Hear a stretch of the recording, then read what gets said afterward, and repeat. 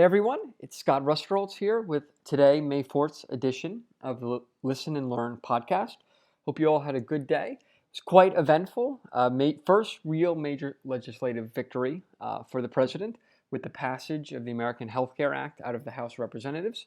Ended up passing with a 217 to 213, so almost no margin of error for the Republicans, who could have only lost one vote. It's a major first step in repealing and replacing Obamacare. Obviously now moves over to the Senate. And just briefly touch on some of the dynamics there and things we're going to want to look for. One, they probably have about 30 to 45 days, honestly, to move this through the Senate. Because just given the way, and I don't want to bore you all with Senate procedures, the way it works is you can't do both tax reform and health care at the same time in Congress because they belong to different budget years. So once we move on officially to tax reform and the fiscal 2018 budget, you kind of close the door on health care. So you have to really start getting on the 2018 budget and tax reform by the summer. So that gives you about 30, 45 days out of the Senate to pass a bill where they will likely almost certainly make changes to the House bill. And then from there, we will have a conference committee, and then the House will hopefully adopt some of the measures the Senate makes as changes, passes that, goes to the president's desk, and he can sign it. But we're really looking at 30 to 45 days. Key factors to watch.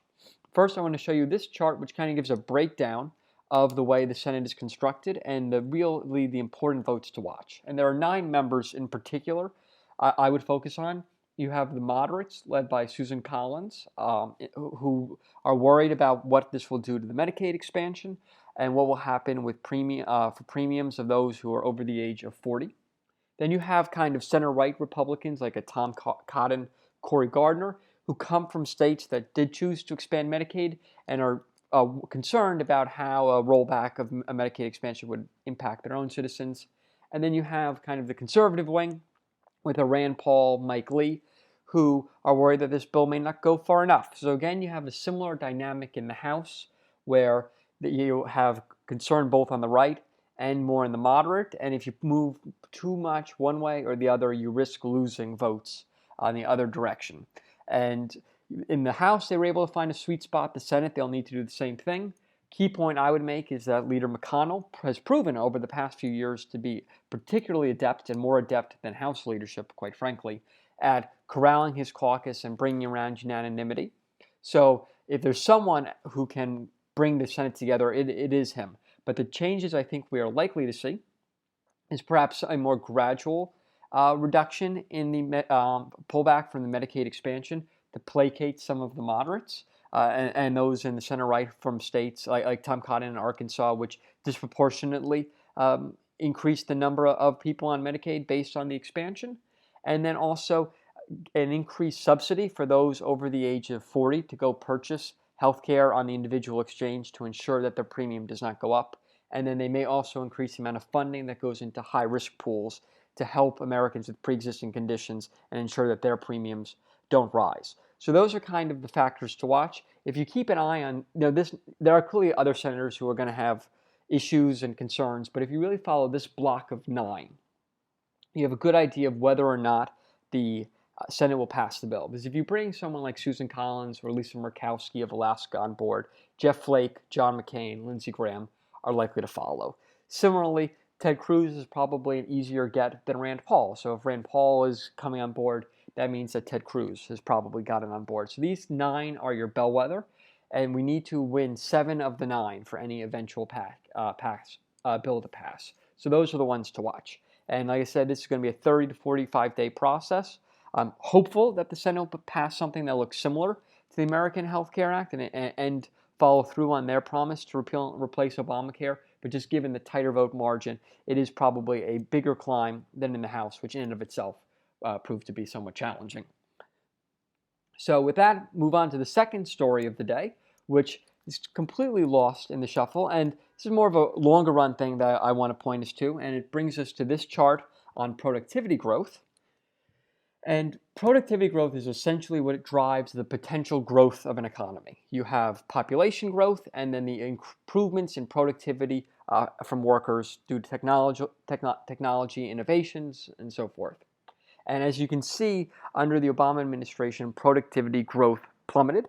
And I look at it on a 5-year basis because it's a very choppy series, and technological change it moves in long waves. So you really want to look at a multi-year period to get an understanding for how the economy is functioning. So this morning we got the most recent report for the first quarter, which actually saw a decline in productivity, which is rather disappointing. And we can, on a 5-year average, productivity growth is only 0.6%, which again is essentially plumbing all-time lows.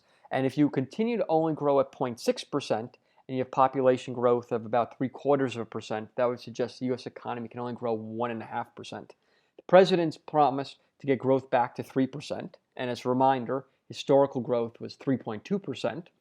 That would imply getting productivity growth back to 2%, like you saw in parts of the 80s and 90s when you had the technology boom. And I'm just bringing this up as a reminder on why it's so important to get tax reform done that will incentivize American businesses to invest in America and not in other countries, as well as to continue to reduce burdensome regulations like the Obamacare regulation that has essentially stopped small businesses from growing beyond 50 employees given the increased insurance costs they would face given the employer mandate.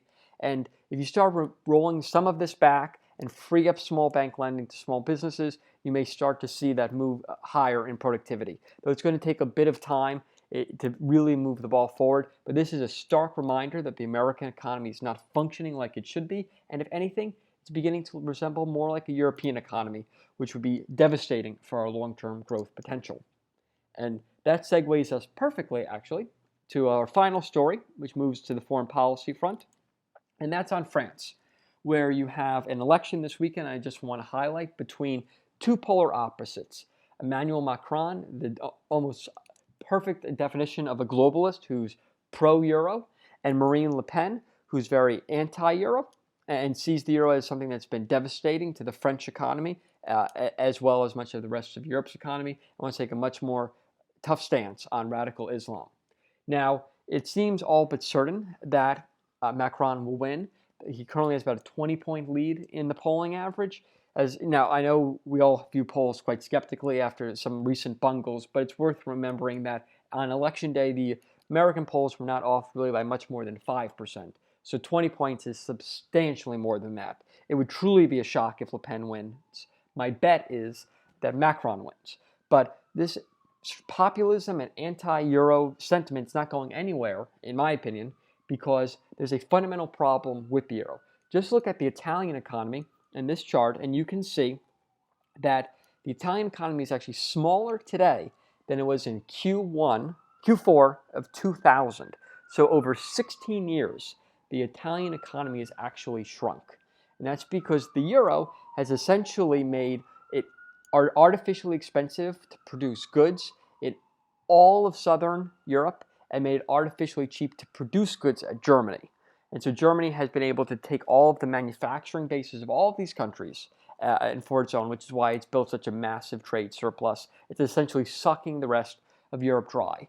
And so in all of these other countries where you have citizens who are losing jobs, where there's no growth potential, you have Spain, which has still a youth unemployment rate in excess of 40%, there's going to be an increasing euro-skepticism. So while Le Pen is highly unlikely to win on Sunday, this is really not the end of the Eurosceptical movement that began with Brexit last year, but probably just another sign that it's not quite at a majority view in Europe, but really starting to get close. And unless there's massive structural reform done out of the European Union, you really have to question the sustainability of that political organization. So those are kind of the three big things to watch. Again, thank you for listening. If you've enjoyed it, please give us a thumbs up. Maybe hit the subscribe button, and you can also follow us on Facebook. Follow me on Twitter at Read and Learn. And thank you again for your time, and have a great day.